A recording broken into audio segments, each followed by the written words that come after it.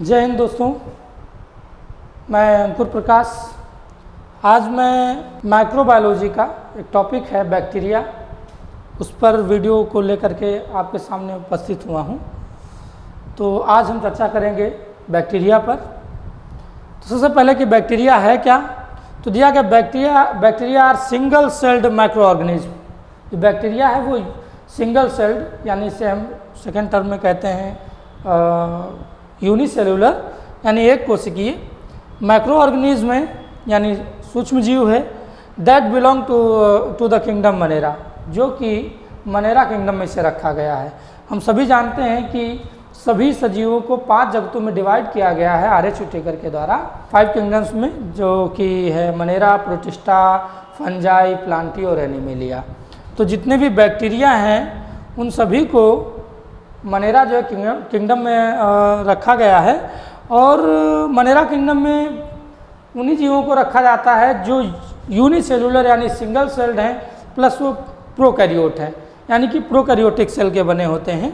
तो जो बैक्टीरिया है वो सिंगल सेल्ड माइक्रो ऑर्गेनिज्म है that belong to the kingdom Monera. अगर बात कर लें इसके कैरेक्टरिस्टिक की या हैबिटेट्स की, तो they are found in virtually every environment. ये हर प्रकार के वातावरण में पाए जाते हैं, हर प्रकार के माहौल में पाए जाते हैं। वाइड रेंज है इनके पास मेटाबॉलिक पाथवेज की। अगर बात कर लें इनके स्ट्रक्चर की, तो हम सभी जानते हैं कि जब ये मनेरा किंगडम में आते हैं तो जाहिर सी बात है प्रोकैरियोट्स हैं, यूनिसेलुलर यानी सिंगल सेल्ड। तो प्रोकैरियोट्स हैं तो इनका स्ट्रक्चर प्रोकैरियोटिक होगा ही। तो बैक्टीरिया है वह सिंपल स्ट्रक्चर विदाउट न्यूक्लियस, यानी कि इनका सेल का जो स्ट्रक्चर होता है वो बहुत सिंपल होता है। But they have a cell wall, लेकिन इनके पास सेल वॉल प्रेजेंट होती है। सेल वॉल क्या है? कोई भी जो सेल होती है उसमें साइटोप्लाज्म के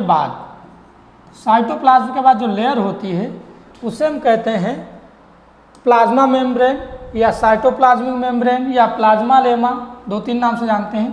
तो इसके ऊपर एक लेयर और होती है, ठीक है। इस पर अगर सेल मेम्ब्रेन के बाहर एक और लेयर होती है जिसे हम कहते हैं सेल वॉल, ठीक ना। तो इसे हम सेल वॉल कहते हैं। तो ये है कि बैक्टीरिया में सेल वॉल प्रेजेंट होती है ना, जबकि एनिमल सेल में सेल वॉल नहीं होती है। आगे देखते हैं क्लासिफिकेशन पर बात करने जा रहे हैं कि बैक्टीरिया को कैसे क्लासिफाई किया गया है।